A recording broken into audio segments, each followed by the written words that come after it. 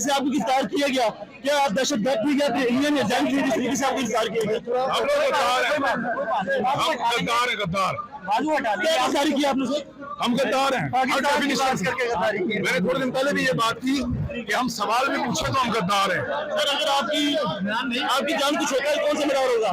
सबको पता है, सब जानते हैं कि कौन रिस्पॉन्सिबल है।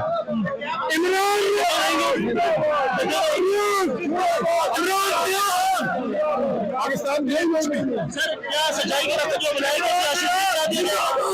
देखिए, अरशद भाई बहुत अजीम आदमी है, बहुत बड़े आदमी है, और वो दर्जा सबको नहीं मिलता है, लेकिन जैसे जिया अरशद शरीफ वैसे जीना चाहिए।